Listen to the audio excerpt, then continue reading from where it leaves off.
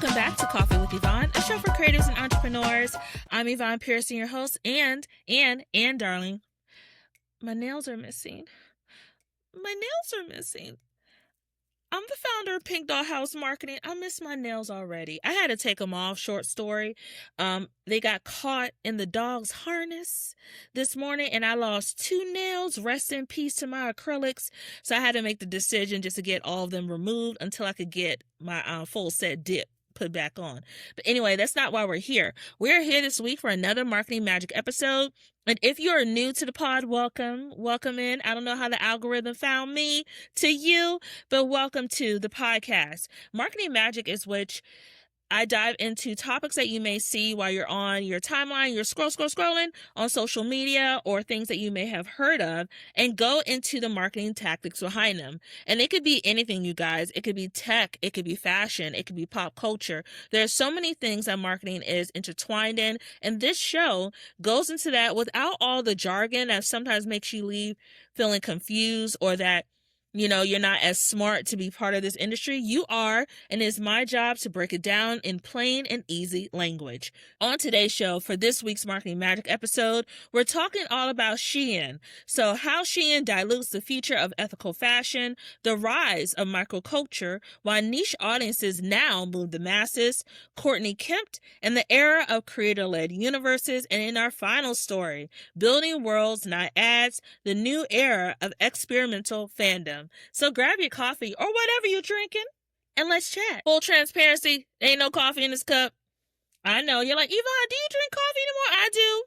I do. But at the time of recording this episode, it's checks notes the afternoon. And if I drink coffee too late in the day, I'm going to be sitting up all night. There's not a melatonin or some lilac, lavender spray that can fix that when I drink coffee too late in the day. So you get some strawberry lemonade from Aldi. It's good too. If you ever want to try it, you know how sometimes it's too much from concentrate? This actually tastes like strawberry. And if you see me looking down at my screen, it's because I bring notes to the conversation to make sure that we are having an engaged and informed chat. In our first story, let's talk about how Shein, I call him She-Rico for a reason. And I talked about that on a previous episode of the podcast. If you want to go ahead and look that up. But let's talk about how Shein dilutes the future of ethical fashion. I got this from NPR. And to pull an excerpt from the source, Shein, the ultra-fast fashion juggernaut, is buying Everlane, a brand that once pitched millennial shoppers on the version of this vision of fashion with ethical factories and radical transparency into how its clothes were made and priced. This is the start of a bigger chapter for Everlane and the team behind it, CEO Alfred Chang said in a statement shared with NPR. He did not disclose the size of the deal, but added that Everlane would remain an independent brand, staying true to our long-standing brand values, sustainability commitments, and exceptional quality. For Everlane, the deal appears to present a lifeline. CEO Chang promises a new era with expanded global reach, new capabilities, and greater opportunities. So let's get into those marketing takeaways. And again, for those of you who are new here, whenever we have a story that I pull from reputable news sources, I then go into the marketing takeaways. Typically, there are 3 marketing takeaways. Sometimes I may expound upon that based on our discussion. And then at the end, I try to do one final marketing lesson. This is something new that I recently added to the podcast to further that development in our learning and also our chat. So in our first marketing takeaway, let's talk about how sustainability becomes a marketing asset, not a manufacturing standard. Everlane built its brand on radical transparency, having things like ethical factories and conscious consumerism. However, Shein is the total opposite of that idea. Shein, as you know, is a fast fashion brand, right? They're very more in the lines of Temu. I would say Fashion Nova is another example. They live in that ultra fast fashion universe of churning styles out quickly and have been accused of stealing from other designers, both minority and small businesses, to reproduce their designs at a cheaper price point. And Shein, over the years, has gone under fire for their ethical practices. They are, because of fast fashion, they're churning out so much product. There's a lot of waste that is associated with that is associated with staying on top of trends. And there is a way you could do it ethically, which is why sustainability is part of this conversation. There's a way of doing it ethically that Shein has promised people that they're going to do, but in reality is not living up to the hype, and they have been put under fire for those things and not living up to what their corporate responsibility statements have claimed. So, by acquiring Everlane, Shein gains access to the aesthetic of sustainability without changing the operations that contradict it. This signals a shift where ethical becomes a brand kind of like veneer, right? And not a supply chain commitment. Then also sustainability language becomes borrowed equity. So basically using things like buzzwords to make it seem like you're doing the right thing, but in practice, are you doing the right thing? Not so much. And then finally, in that first marketing takeaway, fast fashion can now purchase credibility instead of earning it.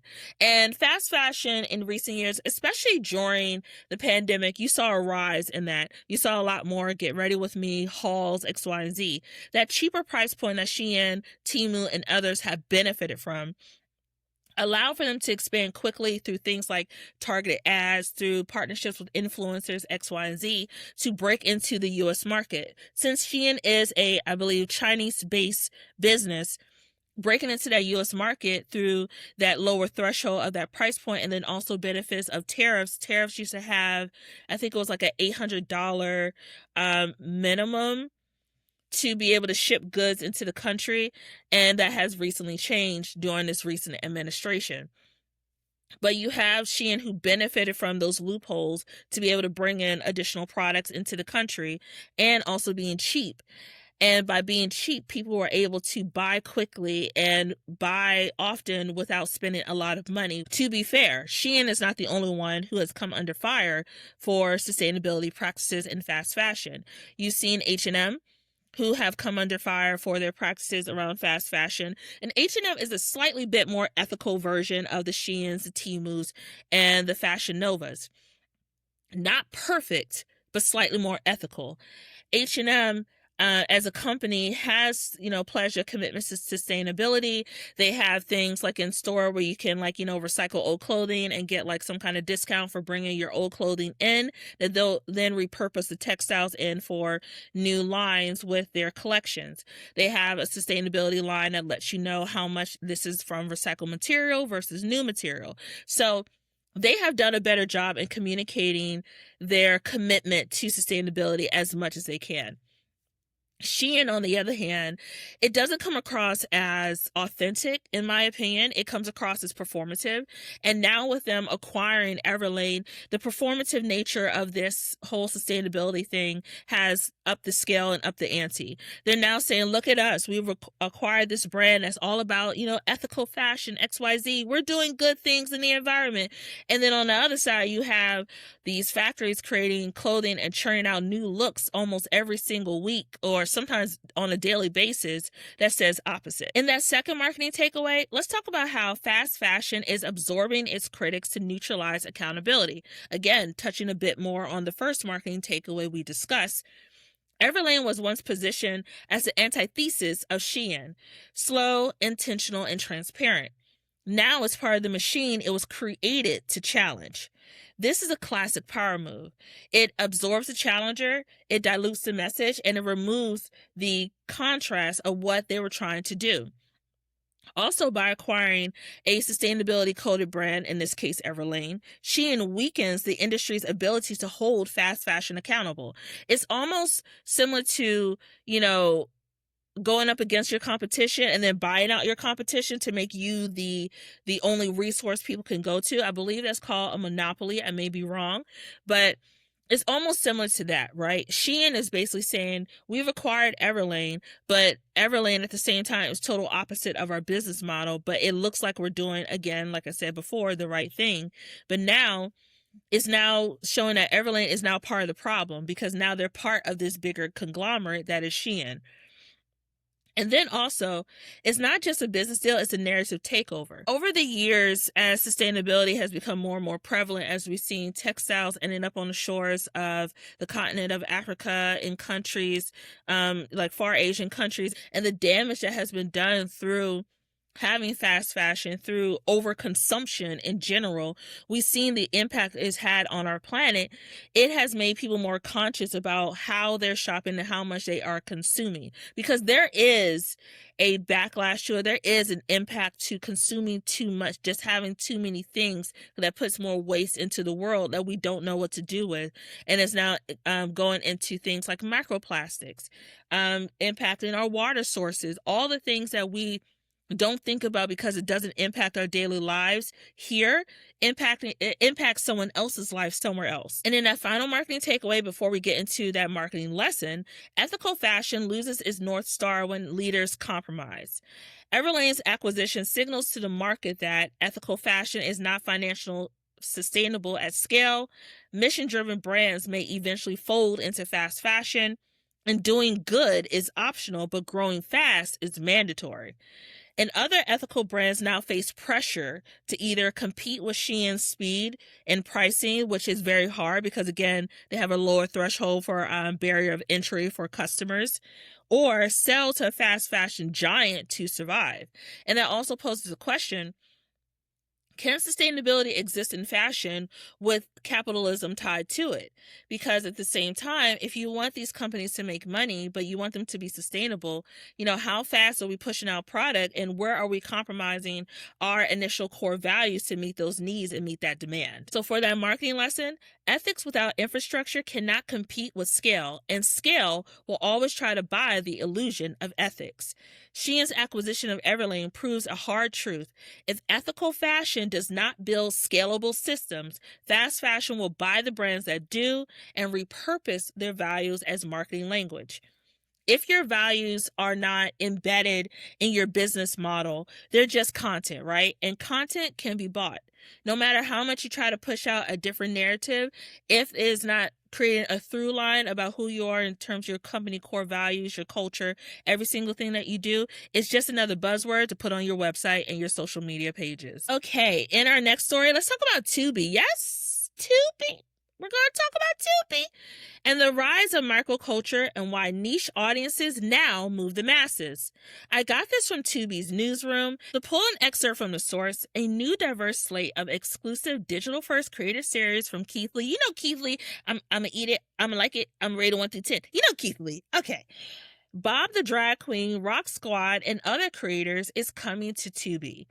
With genres ranging from adult animation and mystery to beauty and food, Tubi's growing library of creator-driven content spans fandoms that have rarely had a home on streaming and brings them to an audience of over 100 million monthly active users. To pull a further quote, Tubi continues to be the go-to destination for audiences where bold creator-driven content lives alongside the biggest Hollywood hits, even for the most niche corners of the internet, says Rich Bloom, General Manager of Creator Programs and Executive Vice President, Business Development at Tubi. To continue the quote, appetite for this content has already had a stronghold with Tubi audiences, so we're continuing to give digital-first creators who know their audiences deeply a platform to go bigger and spread their original stories. So let's get into those marketing takeaways. Let's first talk about the microculture multiplier. Niche communities are shaping mainstream culture with precision and passion. And to go back to Keith Lee, y'all remember how Keith Lee started as a creator, more specifically. He started on a little Paw Patrol chair. He started on a little Paw Patrol chair on social media, and he was doing just, sharing his thoughts about food that he ate. He always clarifies to his audience that he is not a food critic. He's just someone who likes food. However, that took off into the Keith Lee that we know today. It was recent that they just did their inaugural family food festival in NOLA.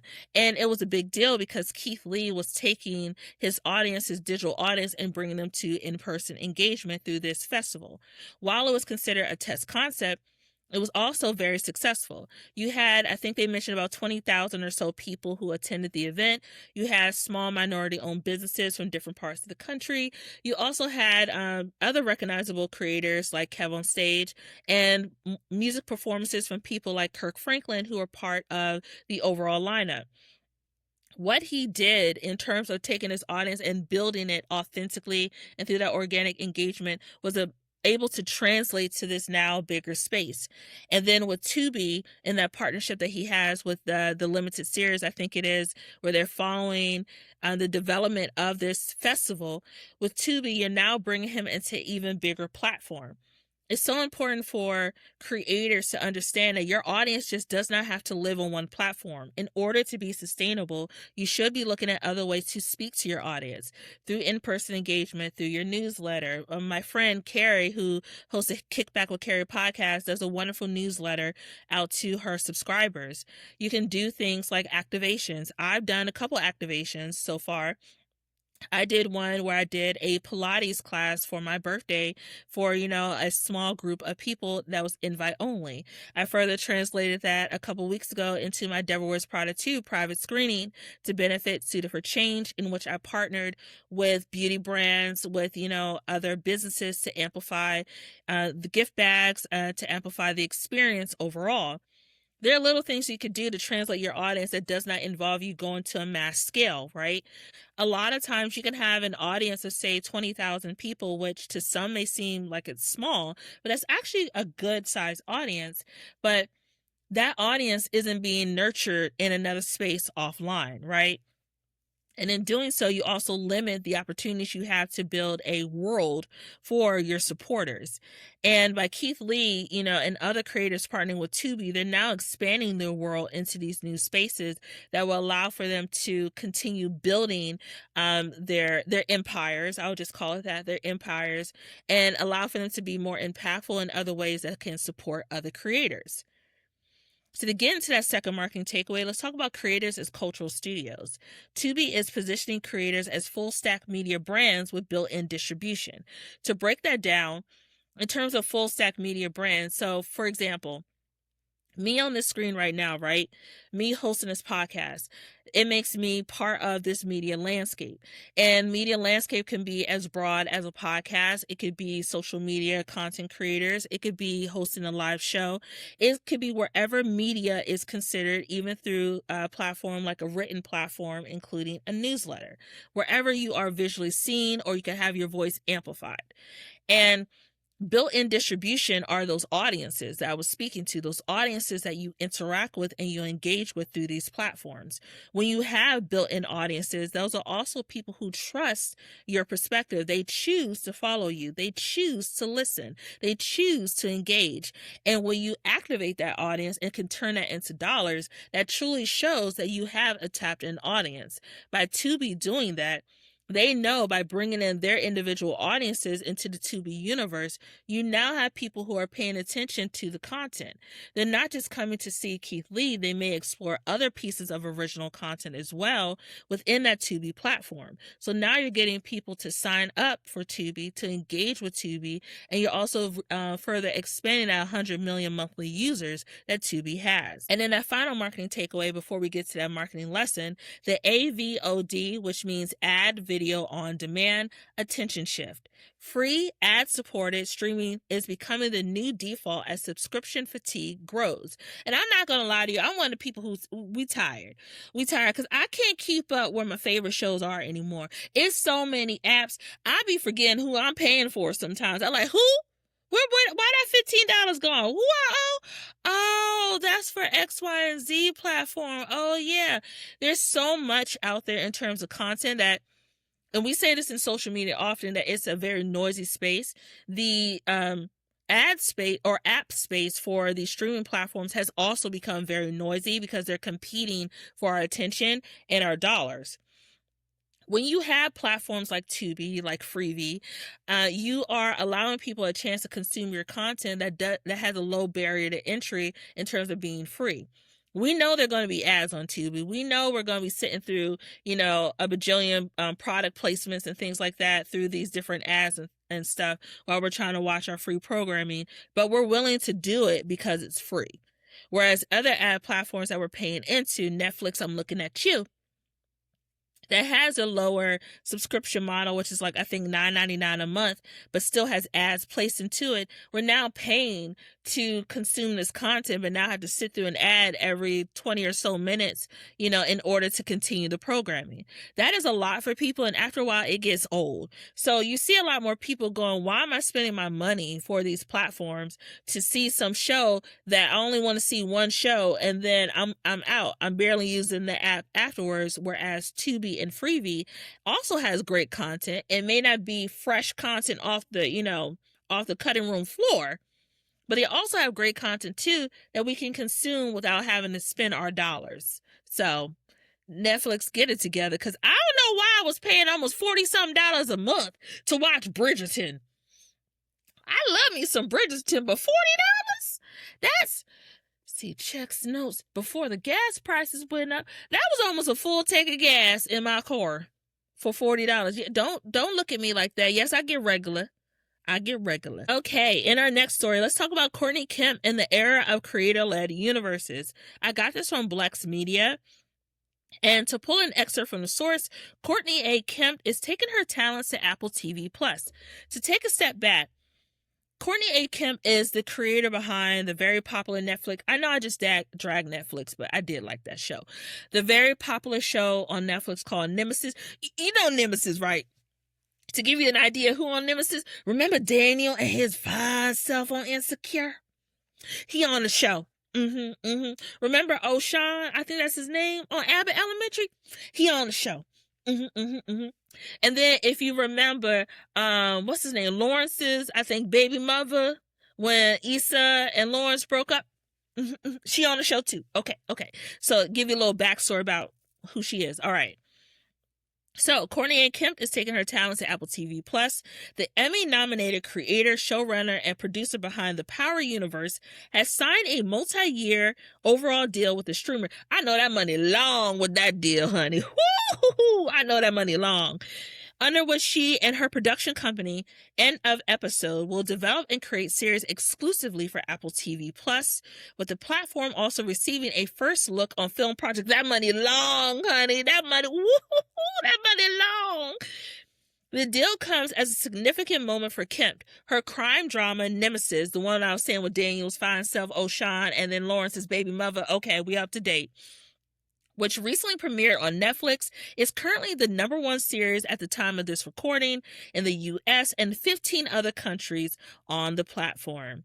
So let's get into those marketing takeaways. Let's first talk about how showrunners are becoming prestige IP. IP stands for intellectual property architects. Courtney Kemp is not just a writer, she's a universe builder.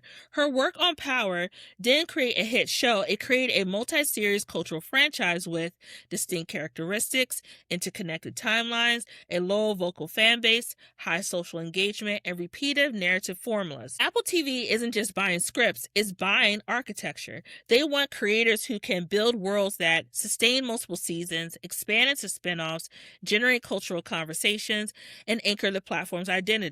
This is the same playbook behind Shondaland. And if you don't remember Shonda Rhimes is a person who was behind Scandal, Grey's Anatomy, How to Get Away with Murder, Bridgerton, and she has been the kind of person who has created hit after hit to the point that Netflix, when they signed on to get Shonda after ABC did her wrong, what they did, they created Bridgerton as a result.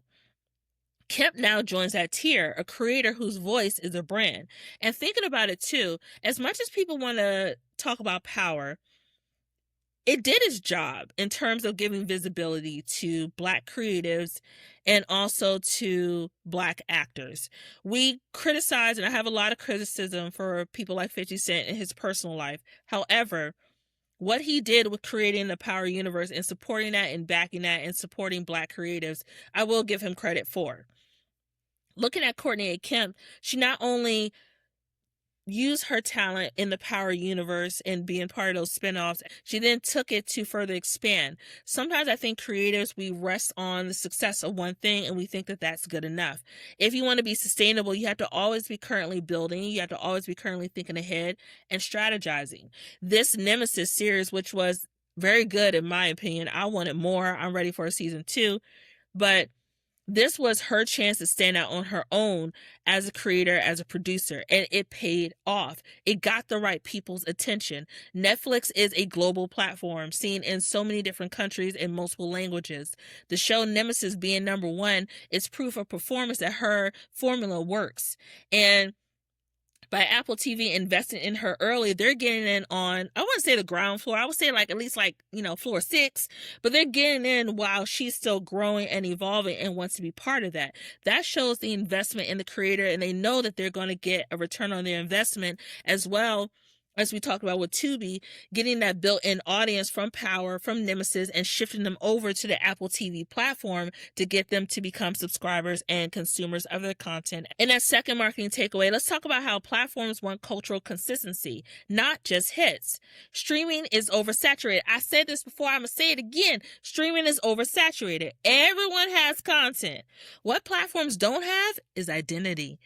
Apple TV Plus is using creators like Kemp to build a recognizable narrative lane. This is morally complex characters, power dynamics, prestige tone with mainstream accessibility. A strategic shift from we need a hit to we need a worldview.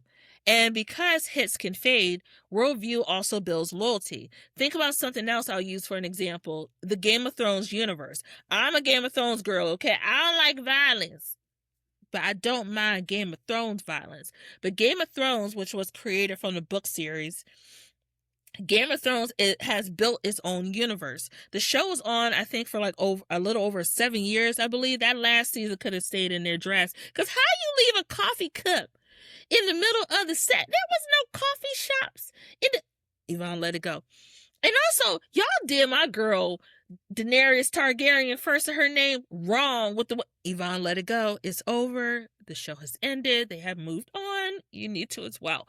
But Game of Thrones has essentially built its own universe as well through that fandom. They have done things like the spin-off series House of Dragons, which comes back in June. They also have Knights of the Seven Kingdoms that recently wrapped its first season. They're also working on other spin-offs as well that include the books, but include building their own narrative storytelling from the Game of Thrones core TV show. With what Courtney is doing and what Apple is doing, they're trying to create those same formulas with this audience that she brings to the table, the Power universe. While Power was essentially considered like a crime drama based on the core characters, it also was rooted in things like family, survival, trying to do good in a world that's trying to pull you back into negative spaces. It was so many things that created these complex characters that also carried over into Nemesis. With Apple TV, not only will she have the ability to have another global platform, but also Apple TV has been critically acclaimed for the shows that they have brought to the table in that space. So it'll also help to further elevate her as a producer as well, to keep building and expanding her work. And that final marketing takeaway before we get into that marketing lesson, let's talk about how talent deals are now a brand building move. This deal just wasn't about content. No. It's about brand alignment. Apple TV Plus is positioning itself as a home for prestigious creators, a platform that invests in Black storytellers, and a competitor to HBO tone and quality. Kemp's deal signals to the industry Apple is serious about long-term IP. Apple wants creators with distinct voices, and Apple is investing in culture, not just content. This is the same strategy that you see Nike and Reebok using with athletes. Investing early, like you saw with like Jordan and the Air Jordan shoe. Investing early, like Reebok did with Angel Reese, and making sure you get in on the ground. So while they're building their brand, you're part of that overall brand storytelling and that brand architecture. So sign the talent, shape the brand, and attract the audience. And for that marketing lesson, storytellers are the new brand differentiators. In a saturated content world, platforms win by aligning with creators who have a recognizable narrative voice. Brands should take note. Your storytellers shape your brand more than your campaigns do. Okay, in our final story, let's talk about building worlds, not ads, the new era of experiential fandom. I got this from Dexerto. And it talks about how the world's first Pokemon Airport is opening, and it includes a giant Pikachu. Pikachu! Don't do that. Okay, I came from the era in which Pokemon first started, okay? I had my little trading cards, my little gold Pokemon card I got from Burger King. My mama swears that it's hers, but it's actually mine, and it's in my mama's basement with the rest of my toys and my Polly Pockets, okay, in mint condition. But Pokemon itself has been part of my childhood and other people's childhood for decades at this point. And seeing this now expand into an airport is a very cool concept that I'm looking forward to discussing in our chat. To pull an excerpt from the source, the world's first Pokemon-themed airport is launching this year. They're bringing giant Pikachu displays, hundreds of hidden flying types, themed food, exclusive merch, and even special sightseeing buses. The limited time attraction launches in Japan, in my birth month, by the way, July 7th of this year. According to the translated announcement, all 111 flying type Pokemon will have different forms that can be spotted around the airport.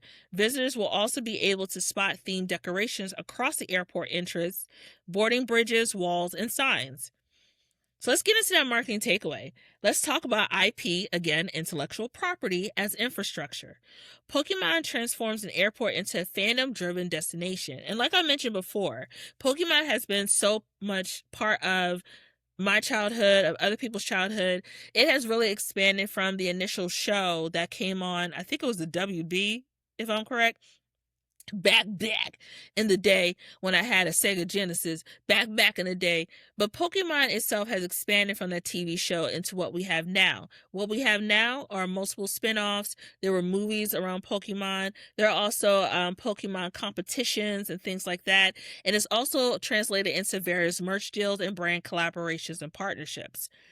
By Pokemon taking us now to the next level, you are now driving people to a destination for an event. So to get into that second marketing takeaway, let's talk about nostalgia with a purpose. Like I mentioned before, things around my childhood, I remember Pokemon. I remember having the cards. I remember having all those things. That emotional memory tied to that becomes an economic engine for regions. And having that emotional memory is something that adults hold on to because it's a fun thing that makes you think of a simpler time when you were a child, when you didn't have the responsibilities of being an adult, when you could just live in whimsy, right? And Pokemon with its airport is bringing that whimsy to life. For people who are huge fans, this is a big deal. Seeing life-size Pikachu, seeing the different 111 characters spread out throughout the museum, having a bus tour, all that cool stuff allows for you to build a fantasy world within your reality in this destination. In that last marketing takeaway, let's talk about the impact of pilgrimage effect. Limited time worlds turn travel into a collectible experience. As I mentioned before in that second marketing takeaway, by bringing people to that destination, folks aren't just going to fly in for the day just to see this airport, right? They're now going to have tourism attached to that. Tourism is an economic driver. So think about the economic piece of it. You have folks flying in. This is a plane, by the way. You have folks flying in from different parts of the world. They land at the airport. And then now experiencing, this cool activation. Now they're here. Now they're like, okay, what else is there for me to do here at this destination? That means hotel bookings. That means people are now traveling and visiting different parts of the destination. That means shopping, spending money. Now you're bringing even another audience to this destination, to the country. And that's really great for Japan as they continue to build throughout the tourism landscape as a place for people to go to that's not only tech forward, fashion forward, but you also have the anime culture that's being supported here as well. And in that marketing lesson, Experiences create belonging, and belonging creates loyalty. The Pokémon Airport isn't just a campaign, it's a world fans can inhabit, they can live in, they can experience. Brands that build immersive environments that turn customers into participants and participants into evangelists have a longer brand strategy than those who just think about one idea and move on to the next. Okay, I hope you enjoyed today's chat. To learn more about me, go ahead and go to Coffee with Yvonne on Threads, or you can find Coffee with Yvonne on Instagram at Coffee with Yvonne. For my personal account where I cut up who I am in my day-to-day life. But I'm not going to embarrass myself because your girl has a real job now. You can find me on Instagram and TikTok, aka the Clock app, at Yvonne_creative marketer. To learn more about me and my business, you can go ahead and go to pinkdollhousemarketing.com. Or you could go to Pink Dollhouse Marketing on Instagram. You can slide into my DMs. That's cool. And creatives, I'm going to keep saying this every single week until you get it. Don't forget to keep showing up, keep creating, and that your voices matter. I cannot wait to chat with you soon on another episode of Coffee with Yvonne. Okay, bye! Yay! Another episode! Coffee with Yvonne is produced and edited by Yvonne Pearson. Coffee with Yvonne is created by Pink Dollhouse Marketing. You can catch the latest episodes by subscribing to Apple Podcasts or wherever you get your podcasts.